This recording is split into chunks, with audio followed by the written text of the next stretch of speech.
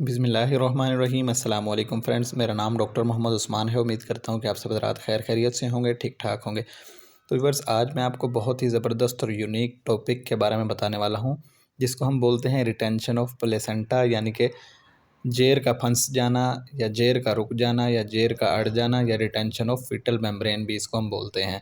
ठीक है, तो ये जानवरों में क्यों हो जाता है, क्या वजूहात हैं और आप इसका ट्रीटमेंट कैसे कर सकते हैं, और इसको रिमूव करने के बाद जो मसाइल हमें पेश आते हैं। असल मसाइल वो होते हैं क्योंकि जिस टाइम हमारा जानवर दोबारा नेक्स्ट प्रेग्नेंट नहीं होगा तो हमें वो महंगा पड़ जाएगा और हमें उसका फ़ायदा नहीं होगा, तो अक्सर जानवर इसी वजह से ज़ाया होते हैं। तो चलें, आज आपको बताता हूँ कि जानवरों के अंदर जेर क्यों फंसती है, क्या वजूहात हैं जिनकी बिना पर जानवरों के अंदर अक्सर ये जेर फंस जाती है, और साथ साथ आपको इसके ट्रीटमेंट के बारे में भी बताऊँगा कि अगर आपके जानवर के अंदर जेर फंस गई है तो आप उसका ट्रीटमेंट कैसे कर सकते हैं, ताकि आपका जानवर रिपीटर ना बने और जानवर आपका टाइम पे प्रेग्नेंट हो और आपको नुकसान ना दे। तो व्यूअर, जैसा कि अभी आप देख रहे हैं, मैंने इस जानवर के मुकम्मल तौर पर अच्छे तरीके से जेर को रिमूव कर दिया है, और बाकी मैं अब आपको बताता हूँ कि जानवरों के अंदर जेर फंसने की क्या वजूहात होती हैं और उसके ट्रीटमेंट के बारे में मैं आपसे शेयर करूँगा। तो व्यूअर, जैसा कि आप ये बफलो अभी हमारे पास देख रहे हैं, जिसकी मैंने अभी जेर मुकम्मल तौर पर रिमूव की है, उसका ये बच्चा है। आप देख सकते हैं कि ये एक प्रीमेच्योर बर्थ है, क्योंकि इसने टाइम से पहले डिलीवर कर दिया है। अब इसके दिन पूरे नहीं हुए थे। ये कमोबेश तकरीबन 20 से 25 दिन अभी लेती थी। तो आप देख सकते हैं ये ना उठ सकता है और ना ही ये चल सकता है, क्योंकि इसके जोड़ मुकम्मल तौर पर खुले नहीं हैं। तो एक वजह ये भी बन सकती है, अगर आपका जानवर टाइम से पहले डिलीवरी कर दे, यानी कि टाइम से पहले बच्चा दे दे, तो भी जानवरों के अंदर जेर फंसने के, रिटेंशन ऑफ प्लेसेंटा के केसेस देखने को मिल सकते हैं। इसके अलावा हार्मोनल इम्बैलेंसमेंट की वजह से भी जानवरों के अंदर जेर फंस जाती है। इसके अलावा मिनरल्स डेफिशिएंसी, जैसा कि सेलेनियम और विटामिन ई की डेफिशिएंसी से भी अक्सर जानवरों के अंदर जेर फंस जाती है। उसके अलावा अगर जिन जानवरों के अंदर टॉर्शन या डिस्टोकिया का केस आपने हैंडल किया हो या डील किया हो, उन जानवरों के अंदर भी अक्सर जेर फंस जाती है। इसके अलावा बहुत सारे और भी शौक़ हैं। अगर जानवर किसी शौक़ में चला जाए या आप किसी प्रेगनेंसी टॉक्सीमिया में चला जाए, उस टाइम भी जानवरों के अंदर जेर फंसने के बहुत मरतबा हमें केसेस देखने को मिलते हैं। इसके अलावा कैल्शियम और मिनरल्स की डेफिशिएंसी अगर जानवर के अंदर रही हो, या जानवर आपका कमज़ोर रहा हो बच्चा देने से पहले, तो भी जानवरों के अंदर अक्सर जेर फंसने के केसेस आपको देखने को मिल सकते हैं। तो चलें, अभी इसके ट्रीटमेंट के बारे में आपको बताता हूँ कि आपने क्या करना है। तो व्यूअर, जैसा कि आप देख रहे हैं, मेरे पास ये पिंकी पोटाशियम परमैंगनेट है। इसका मैं सॉल्यूशन तैयार कर रहा हूँ एनएस ड्रिप के अंदर। आप जैसा कि देख रहे हैं, मैंने इसको थोड़े से पानी के अंदर पोटाशियम परमैंगनेट को हल किया है। अभी यह मेरे पास एनएस की नॉर्मल सेलाइन की 1000 ml की ड्रिप है। तो मैं इसका सॉल्यूशन तैयार करके इसको नॉर्मल सेलाइन के अंदर, इसके अंदर अभी मैंने इसको डाइल्यूट कर लिया है। अब मैं इसको जानवर की वेजाइना और यूट्रस के अंदर ले जाऊंगा आईवी सेट के ज़रिए, जैसा कि आप देख रहे हैं। तो मैं इसकी अच्छे तरीके से वॉशिंग कर रहा हूं। इस वॉशिंग का ये फ़ायदा हो जाता है कि आपका जानवर फौरी तौर पर अच्छे तरीके से अंदर से क्लीन हो जाता है, और अगर जानवर के अंदर किसी किस्म का माइनर या मेजर कोई इन्फेक्शन होने का ख़तरा होता है, तो जानवर अच्छे तरीके से अंदर से वॉश हो जाएगा और आपके जानवर के अंदर इन्फेक्शन होने के चांसेस बिल्कुल ख़त्म हो जाएंगे, यानी कि बहुत कम हो जाएंगे।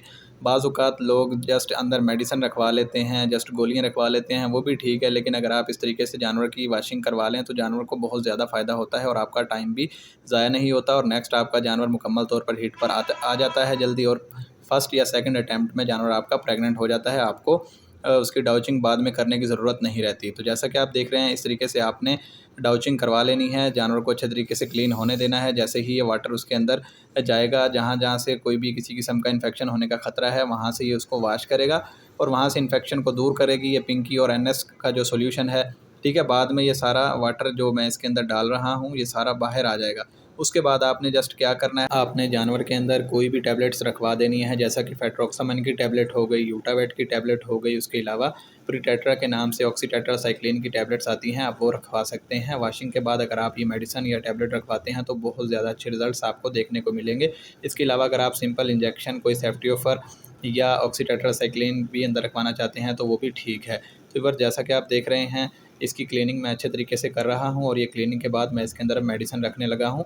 जैसा कि आप देख रहे हैं, मेरे पास ये प्रीटेट्रा की टैबलेट्स 6 टैबलेट्स मौजूद हैं। मैं इसके अंदर ये 6 टैबलेट अच्छे तरीके से अंदर करके इसकी यूट्रस के अंदर रखूँगा, और इससे वॉशिंग के बाद जो ये टैबलेट रखते हैं, इससे बहुत ज़्यादा आपको अच्छे रिज़ल्ट्स देखने को मिलते हैं। एक तो जानवर अच्छे तरीके से अंदर से क्लीन हो चुका होता है, ऊपर से मेडिसिन अच्छे तरीके से अपना अंदर असर करती हैं, तो जानवर को इतना ज़्यादा टाइम नहीं लगता, जानवर अंदर से इन्फेक्टेड नहीं रहता, जानवर मुकम्मल तौर पर फिट हो जाता है अंदर से और किसी किस्म का जानवर के अंदर इन्फेक्शन नहीं रहता। और अगर आप अपने जानवर को एआई करवाते हैं तो आपका जानवर उम्मीद है कि फर्स्ट अटैम्प्ट में नहीं तो सेकंड अटैम्प्ट के अंदर आपका जानवर प्रेग्नेंट हो जाता है। इससे ये होता है कि आपका जानवर बच जाता है टाइम ज़ाया करने से और आपको उसका फ़ायदा ज़्यादा होता है। आप अपने जानवर से ज़्यादा टाइम तक दूध भी ले सकते हैं और उससे ज़्यादा सुए भी हासिल कर सकते हैं। तो चलें व्यूअर्स, अभी मैं आपको बताता हूँ कि ये सब वॉशिंग करने के बाद और इसके अंदर मेडिसिन रखने के बाद मैंने इसका क्या ट्रीटमेंट किया है, मैं इसको कौन से इंजेक्शन लगाऊंगा, वो मैं सब आपसे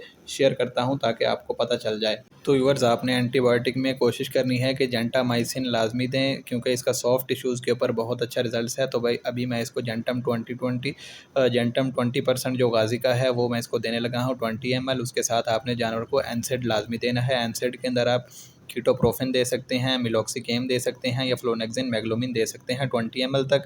ठीक है, उसके साथ आपने अगर जानवर को स्पोर्टिव के तौर पे कोई इंजेक्शन देना है तो आप कोशिश करें कि मल्टीविटामिन में से जैसा कि विटामिन AD3 है आप वो दे सकते हैं। इसके अलावा आप एमिवाइकाम का इंजेक्शन दे सकते हैं और साथ आप कोशिश करेंगे जानवर को थोड़ा सा विटामिन B12 के साथ या बी कम्प्लेक्स के साथ आप हेपासेल या हेपागार्ड या हेपागान मिक्स करके अपने जानवर को लिवर टॉनिक के तौर पर दें ताकि जानवर आपका स्ट्रेस फील ना करे और फौरी तौर पर खाना पीना बेहतर करे। और जानवर अक्सर क्योंकि ज़ेर निकलवाने के बाद थोड़ा सा स्ट्रेस फील करते हैं तो उसके लिए वो बेहतर रहता है कि आप अपने जानवर को थोड़ा बहुत स्टोमक पाउडर या अगर आप चाहें तो लिवर टॉनिक के तौर पर इंजेक्शन भी कोई दे सकते हैं, हेपासेल, हेपागार्ड या हेपागान के अंदर से कोई भी।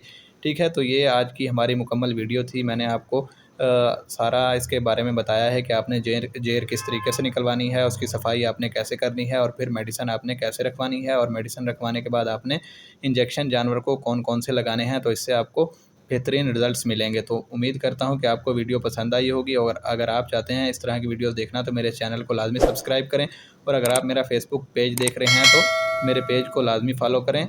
तो इंशाल्लाह इस तरह की वीडियोस आप तक आती रहेंगी और आप इससे फ़ायदा उठाते रहेंगे। तब तक के लिए अल्लाह हाफ़िज़, अपना ख्याल रखिएगा।